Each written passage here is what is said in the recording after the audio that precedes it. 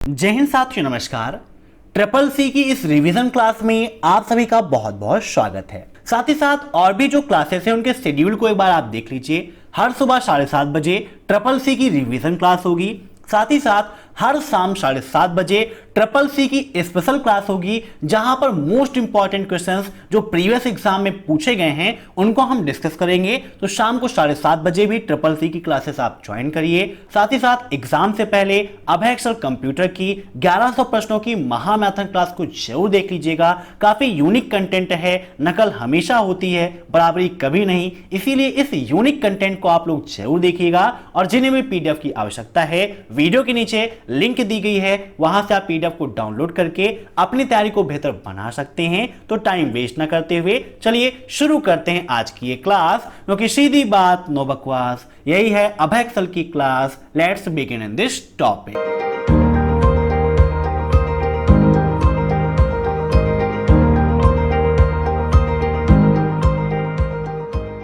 पहला क्वेश्चन है, सबसे बड़ा डेटा संग्रह किसका है?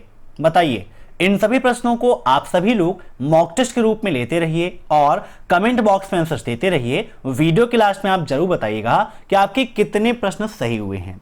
अब यहां पर ऑप्शंस हैं गूगल, फेसबुक, अमेजॉन और विंडोज। बहुत सारे लोगों ने इसका गलत आंसर दिया है, क्योंकि सभी लोग ये जानते होंगे या फिर ये यहां पर मानेंगे कि सबसे बड़ा डेटा संग्रह गूगल के पास है, लेकिन ऐसा नहीं है। गूगल क्या है? आपका एक सर्च इंजन है। फेसबुक क्या है? आपकी एक सबसे फेमस सोशल नेटवर्किंग साइट है। तो ट्रिपल सी एग्जाम में क्वेश्चन में पूछता है कि सबसे प्रसिद्ध सोशल नेटवर्किंग साइट कौन सी है? तो फेसबुक है। Amazon क्या है? आपका Amazon एक ई कॉमर्शियल वेबसाइट है। और विंडोज क्या है? आपका ऑपरेटिंग सिस्टम है। तो 4 क्वेश्चन यहां से और आपके कंप्लीट हो गए। यहां पर इसका राइट आंसर हो जाएगा ऑप्शन बी, फेसबुक, क्योंकि वर्तमान समय में डेटा कलेक्टर के रूप में फेसबुक टॉप लिस्ट में है, नंबर 1 पे है। ठीक है ना? अब नेक्स्ट, निम्न में से किसे पीओएस का उपयोग करके ट्रैक नहीं किया जा सकता है? इन्वेंट्री चेंजेस को, ग्रॉस रेवेन्यू को, प्रमोशंस को या प्राइसिंग एक्सपर्ट को। पीओएस का फुल फॉर्म भी ट्रिपल सी एग्जाम में काफी पूछाता है। तो पीओएस का फुल फॉर्म होता है पॉइंट ऑफ सेल। क्या होता है? Point of sale. और यहां पर इसका राइट आंसर हो जाएगा ऑप्शन 3, प्रमोशंस। ठीक है ना? इसको हम पीओएस के माध्यम से ट्रैक नहीं करते हैं। अब नेक्स्ट, निम्न में से कौन सफेद और साथ ही ब्लैक हैट हैकर दोनों का संयोजन है? मींस निम्न में से कौन से हैकर्स हैं जो ब्लैक हैट हैकर्स और व्हाइट हैट हैकर्स के संयोजन में हैं? मींस दोनों का मिश्रित रूप है। Grey hat hackers, green hat hackers, blue hat hackers and red hat hackers. Last chapter आपके लिए काफी इंपॉर्टेंट है, उससे एक क्वेश्चन पूछा गया था। बताइए क्या होगा इसका राइट आंसर? तो यहां पर इसका राइट आंसर हो जाएगा option first, grey hat hacker, क्योंकि ग्रे हैट हैकर व्हाइट और ब्लैक दोनों का मिक्सचर है। अब next, Ubuntu operating system mobile में कौन सा चलता है? मींस मोबाइल में कौन सा उबंटू ऑपरेटिंग सिस्टम चलता है? यहां पर इसमें थोड़ी सी मिस्टेक है, इसको हटा देते हैं। तो बताइए क्या होगा इसका राइट आंसर? उबंटू क्या है? आपका एक ऑपरेटिंग सिस्टम है, आप सभी लोग जानते हैं। और मोबाइल इसका वर्जन जो है वो है Ubuntu touch. Option 3 is right. एक क्वेश्चन ऐसे पूछ लेता है कि उबंटू टच क्या है? तो उबंटू का मोबाइल वर्जन ऑपरेटिंग सिस्टम है। अब नेक्स्ट, निम्न में से पहला वेब ब्राउजर कौन सा है? Nexus, Netscape navigator, internet explorer और मोजाइक। बताइए क्या होगा इसका राइट आंसर? यहां पे आंसर अभी आपको बताऊंगा, तो आप में से बहुत सारे लोग कमेंट करेंगे कि सर आपने गलत बता दिया। लेकिन यहां पर इसका राइट आंसर क्या होगा? फटाफट पहले आप बताइए, फिर मैं आपको समझाता हूं। तो यहां पर इसका राइट आंसर हो जाएगा ऑप्शन फर्स्ट, नेक्सस। अब यहां पर आप लोग कहेंगे कि सर नेक्सस कैसे पहला वेब ब्राउजर हो सकता है? तो देखिए, पहला वेब ब्राउजर आपका था www, जिसे आप कहते हैं वर्ल्ड वाइड वेब। ठीक है ना? विदाउट स्पेस में ही था वर्ल्ड वाइड वेब। ये आपका पहला वेब ब्राउजर था।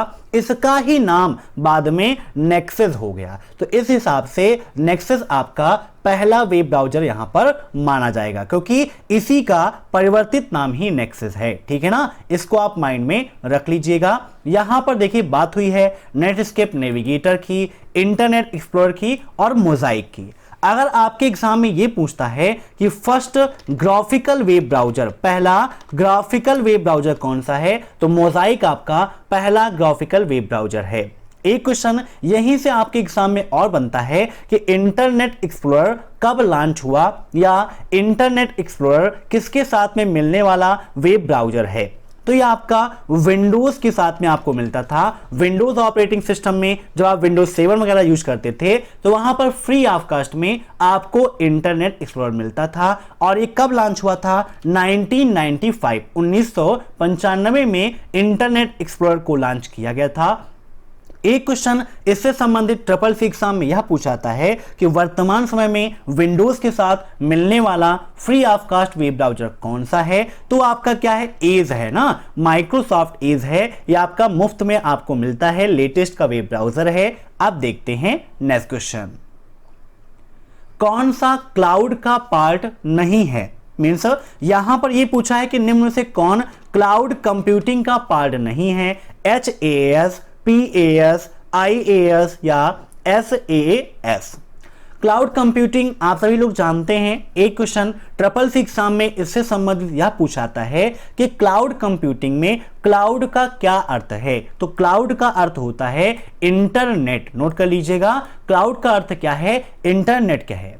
तो क्लाउड कंप्यूटिंग के 3 सर्विस मॉडल हैं जो मुख्य हैं। कौन कौन से? PAS, फिर IAS और SAS। इनका फुल फॉर्म भी ट्रिपल सी एग्जाम में काफी पूछाता है। तो PAS का फुल फॉर्म होता है प्लेटफॉर्म एज ए सर्विस। क्या होता है? Platform as a service. ऐसे ही IAS का फुल फॉर्म क्या होता है? Infrastructure as a service. कभी कभी स्पेलिंग में मिस्टेक भी हो जाती है यहां पर जल्दबाजी में, तो इसका full form infrastructure as a service होता है। उसके बाद SAS का फुल फॉर्म क्या होता है? Software as a service. ठीक है ना, तीनों को आप नोट कर लीजिएगा। तो तीनों आपके क्लाउड कंप्यूटिंग के पार्ट हैं, उसके सर्विस मॉडल्स हैं, लेकिन यहां पर HAS इसका पार्ट नहीं है। और यही क्वेश्चन में पूछा था कि कौन पार्ट नहीं है, तो ऑप्शन फर्स्ट इज राइट। अब नेक्स्ट, कुकीज एनिमेशन दिखाने और ध्वनि चलाने के लिए एक कंप्यूटर कोड होता है। बताइए, क्या कुकीज आपका एक कंप्यूटर कोड है जो एनिमेशंस और साउंड को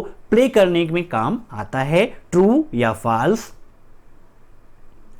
तो काफी यूनिक क्वेश्चन है, बिल्कुल गलत है। कुकीज का ये बिल्कुल भी काम नहीं है। जब आप किसी भी वेबसाइट को एक्सेस करते हो तो आपके डाटा को लेता है, जो आप पासवर्ड वगैरह सेव करते हैं उसको स्टोर करने में हेल्प करता है। ये सब काम कुकीज वगैरह के होते हैं, है ना। जब आप कोई वेबसाइट एक्सेस करते हैं तो वहां पर कुकीज में वो डेटा कलेक्ट होता है। अब नेक्स्ट, डिजिटल ट्रांजैक्शन क्या है?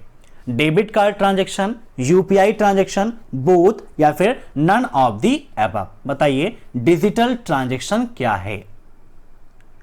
तो वर्तमान समय में आप डेबिट कार्ड के माध्यम से जो ट्रांजैक्शंस करते हैं वो डिजिटल में है ना। ऑनलाइन आप कोई भी शॉपिंग करते हैं, ऑनलाइन पेमेंट करते हैं तो डिजिटल माध्यम ही होता है।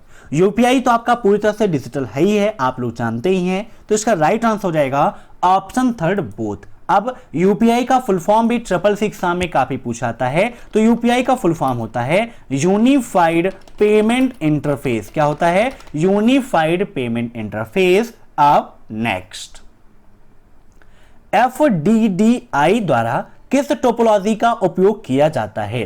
बस topology, ring topology, dual ring topology या मेश टोपोलॉजी? काफी यूनिक और बढ़िया क्वेश्चन है। बताइए, FDDI द्वारा किस टोपोलॉजी का उपयोग किया जाता है?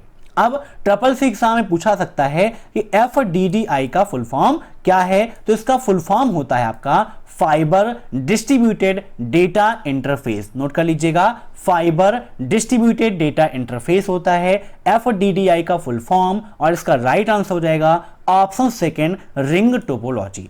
अब ट्रिपल सी एग्जाम में टोपोलॉजी से संबंधित काफी सारे क्वेश्चंस पूछे जाते हैं, जैसे कि किस टोपोलॉजी को लीनियर टोपोलॉजी कहा जाता है? तो बस टोपोलॉजी को लीनियर टोपोलॉजी कहते हैं। कैसे कहते हैं? लीनियर टोपोलॉजी कहते हैं बस टोपोलॉजी को, क्योंकि यहां पर जो कंप्यूटर्स होते हैं वो एक सीधी रेखा में जुड़े होते हैं, इसीलिए इसको एक रेखीय टोपोलॉजी या लीनियर टोपोलॉजी कहा जाता है।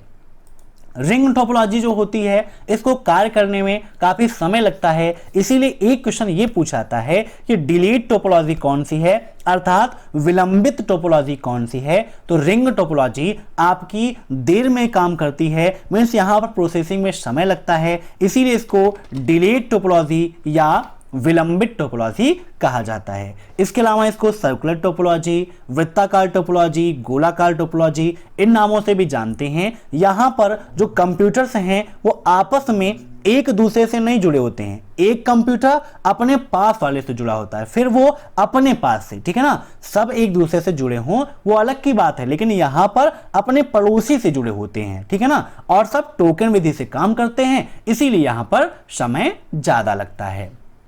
उसके बाद बात आती है यहां पर मेश टोपोलॉजी की। तो मेश टोपोलॉजी जो होती है ये सबसे ज्यादा विश्वसनीय टोपोलॉजी है, क्योंकि यहां पर सभी कंप्यूटर एक दूसरे से जुड़े होते हैं, इसीलिए सबसे फेथफुल टोपोलॉजी आपकी कौन सी है? तो ये आपकी सबसे फेथफुल है, सबसे ज्यादा विश्वसनीय है। एक क्वेश्चन ये पूछाता है कि सबसे ज्यादा खर्चीली टोपोलॉजी कौन सी है? तो सबसे ज्यादा एक्सपेंसिव टोपोलॉजी भी मेश टोपोलॉजी है, क्योंकि सभी कंप्यूटर आपस में जुड़े होते हैं तो उनके बीच में केबल अधिक लगती है, और अधिक लगेगी तो खर्चा भी अधिक आएगा। तो इन पॉइंट्स को आप नोट कर लीजिएगा, जब भी आप क्लासेस को अटेंड करिए साथ में एक नोटबुक और पेन जरूर रखिए, ताकि जो पॉइंट्स मैं आपको बीच में बताता हूं इनको आप नोट कर सकें, ताकि अच्छे से आपको रिवीजन करने में हेल्प मिले। अब नेक्स्ट, जब छवि का चयन किया जाता है तब यह प्रदर्शित होता है, मीन्स जब आप किसी इमेज को सेलेक्ट करते हो तो वहां पर क्या प्रदर्शित होता है? 6 बॉक्सेस, 8 साइजिंग हैंडल्स, 8 बॉन्ड या 4 साइजिंग हैंडल्स। बताइए क्या होगा इसका राइट आंसर? तो यहां पर इसका राइट आंसर हो जाएगा 8 साइजिंग हैंडल। आज मॉर्निंग की क्लास में आपको समझाया था मैंने कि जब आप किसी भी फिगर को सेलेक्ट करते हैं तो वहां पर 8 पॉइंट्स आपको मिलते हैं, और उसी से संबंधित क्वेश्चन था, थोड़ी सी लैंग्वेज यहां पर चेंज थी, तो वहां पर 8 साइजिंग हैंडल्स आपको मिल जाते हैं, मीन्स वहां पर 8 पॉइंट आपको मिलते हैं, जिसके माध्यम से आप अपनी इमेज को साइज में कर सकते हो, रिसाइज से कर सकते हो, चेंज कर सकते हो। अब नेक्स्ट, कौन सा ओएस नहीं है? ओएस का मतलब ऑपरेटिंग सिस्टम। बताइए निम्न में से कौन ऑपरेटिंग सिस्टम नहीं है? पॉम, मैंगो, एंड्रॉइड या फिर आईओएस? तो यहां पर इसका राइट आंसर हो जाएगा ऑप्शन बी, मैंगो आपका एक ऑपरेटिंग सिस्टम नहीं है, बाकी पॉम, एंड्रॉइड, आईओएस ये आपके क्या हैं? एक एंड्रॉइड सिस्टम है, ठीक है ना। अब नेक्स्ट, पहला डिजिटल इलेक्ट्रॉनिक कंप्यूटर कौन सा है? एनिएक, इडवैक, नन या फिर UNIVAC? Electronic digital computer exam में आपके बेसिक फंडामेंटल फर्स्ट चैप्टर से भी काफी क्वेश्चंस पूछे जाते हैं। यहां पर बात हुई है इलेक्ट्रॉनिक डिजिटल कंप्यूटर की, तो इसका राइट आंसर हो जाएगा ऑप्शन फर्स्ट, एनिएक, ठीक है ना। इसका विकास कब हुआ? तो 1946 में इसका विकास माना जाता है। जेपी एकर्ड और जॉन मोस्टली इन दोनों लोगों ने मिलकर एनिएक कंप्यूटर को डेवलप किया था। अब नेक्स्ट, माइक्रो प्रोसेसर किसके लिए है? वॉशिंग मशीन के लिए, कंप्यूटर के लिए, फैन के लिए या फिर बाइसिकल के लिए? ऑप्शन तो बहुत मस्त है, सिंपल सा क्वेश्चन है, सभी लोग इसका आंसर दे लेंगे। बताइए फटाफट, माइक्रो प्रोसेसर किसके लिए है? तो यहां पर इसका राइट आंसर हो जाएगा ऑप्शन बी, कंप्यूटर के लिए। माइक्रो प्रोसेसर कंप्यूटर में लगना स्टार्ट हुआ तभी से आपका बना था माइक्रो कंप्यूटर। पहला माइक्रो प्रोसेसर कौन सा है? यह क्वेश्चन भी ट्रिपल सी एग्जाम में काफी पूछाता है। तो इंटेल 4004 पहला माइक्रो प्रोसेसर है, ठीक है ना। फर्स्ट माइक्रो प्रोसेसर नोट कर लीजिएगा, काफी इंपॉर्टेंट है। अब एग्जाम में यह भी पूछाता है कि पहला माइक्रो प्रोसेसर किसके द्वारा डेवलप हुआ? तो इंटेल नामक कंपनी ने डेवलप किया था। अब नेक्स्ट, लैंडस्केप क्या है? पेज ओरिएंटेशन है, स्लाइड है, पेज हैं या फॉर्मेट पेज हैं। सिंपल सा क्वेश्चन है, आप सभी लोग बता सकते हैं लैंडस्केप क्या है। तो लैंडस्केप क्या है? आपका पेज ओरिएंटेशन है। दो प्रकार के ओरिएंटेशन आपको मिलते हैं, एक लैंडस्केप मिलता है, दूसरा पोर्ट्रेट मिलता है। एक क्वेश्चन इससे संबंधित ट्रिपल सी एग्जाम में यह पूछाता है, आपको दे दिया जाएगा पेज की साइज कि भाई पेज की जो हाइट है वो कितना है, 11 इंच है, और पेज की जो विड्थ है वो आपकी कितनी है, 8 इंच है। तो बताइए पेज कैसा होगा? या फिर ये पूछ लेगा कि क्या वो पोर्ट्रेट है या लैंडस्केप है, ट्रू एंड फॉल्स में। तो अगर किसी पेज की हाइट अधिक है और विड्थ कम है तो वो पोर्ट्रेट होगा, अगर उसकी विड्थ ज्यादा है और हाइट कम है तो लैंडस्केप होगा। मींस लैंडस्केप में विड्थ ज्यादा होती है और पोर्ट्रेट में हाइट ज्यादा होती है। अब नेक्स्ट, रोम नॉन वोलाटाइल मेमोरी नहीं है, ट्रू या फॉल्स? ये क्वेश्चन थोड़ा सा कंफ्यूज आप सभी लोगों को कर देता है। ऐसे आप जब पढ़ते थे और कोई अपोजिट वर्ड होता था, जैसे कंप्लीट मतलब पूरा, तो अधूरा का इनकम्प्लीट, मीन्स जो अपोजिट है जिसमें आ लग जाता था, इंग्लिश में आप इन, अन, डिस इनका प्रयोग करते थे। लेकिन यहां पर जब कहा जाता है वोलाटाइल, क्या बोला जाता है, वोलाटाइल, तो वोलाटाइल का मतलब होता है अस्थाई, और जब कहा जाता है नॉन वोलाटाइल तो नॉन वोलाटाइल का मतलब होता है स्थाई। इस वजह से थोड़ा सा कंफ्यूजन आपको होती है। तो यहां पर कहा गया है कि क्या रोम आपकी स्थाई मेमोरी नहीं है? बताइए, क्या रोम आपकी स्थाई मेमोरी नहीं है? मेमोरी कितनी प्रकार की होती हैं? यह क्वेश्चन भी ट्रिपल सी एग्जाम में काफी पूछाता है। तो मेमोरी आपकी दो प्रकार की होती हैं, एक होता है प्राइमरी मेमोरी और दूसरा होता है आपका सेकेंडरी मेमोरी। प्राइमरी मेमोरी के दो पार्ट हैं, कौन कौन से पार्ट होते हैं? तो प्राइमरी के दो पार्ट में एक है रैम और दूसरा है रोम। रैम का फुल फॉर्म क्या है? तो रैम का फुल फॉर्म होता है रैंडम एक्सेस मेमोरी। क्या होता है? Random access memory. और रोम का फुल फॉर्म क्या है? तो रोम का फुल फॉर्म होता है रीड ओनली मेमोरी। अब यहां पर बात की गई है रोम की, तो रोम आपकी क्या है? स्थायी मेमोरी होती है। ये अपवाद है, ये स्थायी मेमोरी होती है, जबकि प्राइमरी मेमोरी को अस्थायी मेमोरी कहा जाता है। मींस ये वोलाटाइल है, लेकिन रोम आपकी नॉन वोलाटाइल होती है, और यहां पर कहा गया कि नहीं होती है, इसीलिए इसका राइट आंसर क्या हो जाएगा? ऑप्शन बी फॉल्स हो जाएगा। अब नेक्स्ट, निम्न में से कौन ऐसा है जो एआई शोध में अग्रणी नहीं था? मीन्स जब आर्टिफिशियल इंटेलिजेंस का शोध हो रहा था, रिसर्च हो रहा था, तो कौन सी ऐसा संस्थान है, कौन सी ऐसी यूनिवर्सिटी थी जो अग्रणी नहीं थी? हार्वर्ड, MIT, डॉर्टमाउथ या इनमें से कोई नहीं? तो यहां पर राइट आंसर हो जाएगा ऑप्शन फर्स्ट। ठीक है ना, नोट कर लीजिएगा। अब नेक्स्ट, .bmp किसका फाइल एक्सटेंशन है? Bitmap image file, bitmap image file, bitmap video या none of the above? .bmp, BMP का मतलब ही होता है बिटमैप। ठीक है ना, तो यहां पर इसका राइट आंसर क्या हो जाएगा? Option first, bitmap image file. ठीक है ना, .bmp इमेज का ही एक्सटेंशन है, उसका ही एक प्रारूप है। जैसे आप देखते हैं .jpg, .jpeg, .png, .gif, ये सभी आपके इमेज के ही एक्सटेंशंस हैं जो अलग अलग इमेज को डिफाइन करने का कार्य करते हैं। अब नेक्स्ट, हैंडआउट मास्टर द्वारा परिभाषित किया गया है। मीन्स हैंडआउट मास्टर के द्वारा निम्न में से किसको परिभाषित किया जाता है? स्लाइड फॉर्मेटिंग को, लेआउट ऑफ हैंगआउट को, स्लाइड ट्रांजिशन को या लेआउट ऑफ स्लाइड? बताइए क्या होगा इसका राइट आंसर? तो हैंगआउट मास्टर का उपयोग लेआउट ऑफ हैंगआउट के लिए किया जाता है। Option second is right. अब नेक्स्ट, मेल मर्ज के कितने स्टेप होते हैं? How many steps are there in mail merge? Mail merge का उपयोग क्या होता है? तो आप अगर लेटर बनाना चाहते हैं, ईमेल मैसेज बनाना चाहते हैं और कई लोगों के लिए तैयार करना है, तो उसके लिए हम लिब्रे ऑफिस राइटर के अंतर्गत मेल मर्ज तैयार करते हैं। लिब्रे ऑफिस क्या है? आपका ऑफिस का ही एक पैकेज है, ऑफिस का ही एक प्रोग्राम है। जैसे आप MS ऑफिस का उपयोग करते हैं, वैसे ही आपका लिब्रे ऑफिस भी होता है। बस फर्क ये है कि MS ऑफिस आपका क्या है? क्लोज सोर्स है, प्रोपराइटरी सॉफ्टवेयर है, और लिब्रे ऑफिस आपका ओपन सोर्स है जो मुफ्त में आपको उपलब्ध है। अब यहां पर कहा गया था मेल मर्ज के कितने स्टेप हैं, तो यहां पर जाओगे टूल्स में, तो यहां पर आपको मिलता है मेल मर्ज विजार्ड। यहां पर आप क्लिक कर देंगे तो यहां पर मेल मर्ज विजार्ड की विंडो आपके सामने ओपन हो जाएगी, जहां पर स्टेप साइड में लिखा हुआ है। यहां पर आप देखेंगे पहला स्टेप है सेलेक्ट स्टार्टिंग डॉक्यूमेंट, ऐसे ही डॉक्यूमेंट टाइप, मीन्स टोटल यहां पर कितने स्टेप हैं, 5 स्टेप आपके हैं मेल मर्ज को कंप्लीट करने के लिए। तो यहां पर इसका राइट आंसर क्या हो जाएगा, ऑप्शन डी 5, ठीक है ना।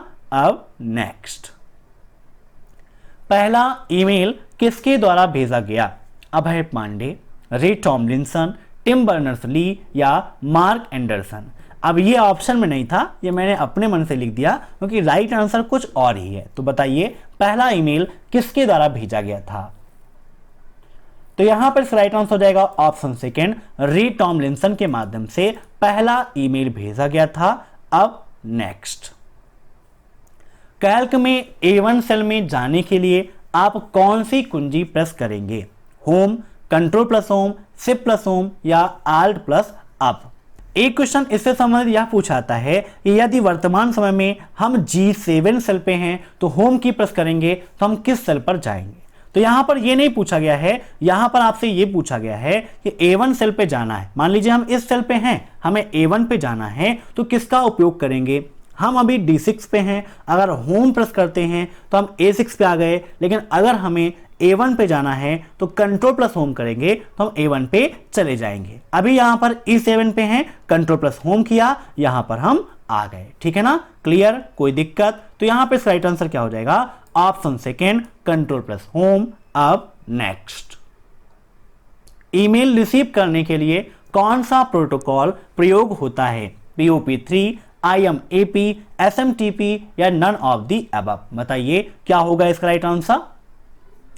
तो ईमेल रिसीव करने के लिए हम POP3 प्रोटोकॉल का उपयोग करते हैं। CCC एग्जाम में इसका फुल फॉर्म भी पूछाता है, तो POP3 का फुल फॉर्म होता है पोस्ट ऑफिस प्रोटोकॉल। क्या होता है, पोस्ट ऑफिस प्रोटोकॉल। और यहां पर IMAP कहा गया है, इसका फुल फॉर्म होता है इंटरनेट मैसेज एक्सेस प्रोटोकॉल। क्या होता है, इंटरनेट मैसेज एक्सेस प्रोटोकॉल। ऐसे ही SMTP का फुल फॉर्म होता है सिंपल मेल ट्रांसफर प्रोटोकॉल। एक क्वेश्चन ये पूछता है कि मेल भेजने के लिए किसका उपयोग करते हैं, तो SMTP का उपयोग मेल सेंड करने के लिए करते हैं, ठीक है ना। अब नेक्स्ट, ऑनलाइन लेन देन के लिए कौन सा आवश्यक नहीं है, beneficiary name, pan card, IFSC code या ट्रांजैक्शन अमाउंट। बताइए ऑनलाइन ट्रांजैक्शन करना है तो उसके लिए निम्न में से कौन आवश्यक नहीं है।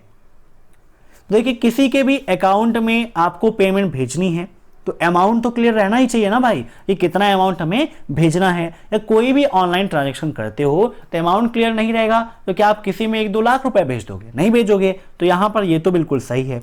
IFSC कोड भी चाहिए अगर आप किसी के अकाउंट में पेमेंट कर रहे हैं, और अकाउंट होल्डर का नाम भी चाहिए, लेकिन पैन कार्ड की आवश्यकता वहां पर आपको नहीं पड़ती है। तो ऑप्शन सेकेंड इज राइट। अब नेक्स्ट, कौन सा ई वॉलेट नहीं है, यहां पर लास्ट ऑप्शन था माई पेमेंट, ठीक है ना। तो बताइए क्या होगा इसका राइट आंसर, निम्न में से कौन सा ई वॉलेट नहीं है, पेटीएम, सिट्रस, लाइम या फिर माई पेमेंट।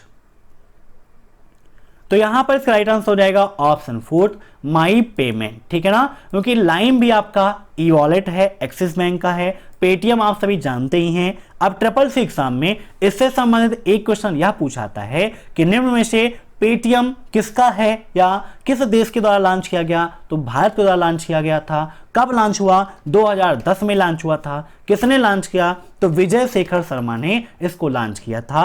अब next, full form of MEA का फुल फॉर्म क्या है, the ministry of external affairs, the ministry of internal affairs, the ministry of missing affairs या नन ऑफ द अबव। बताइए क्या होगा इसका राइट आंसर।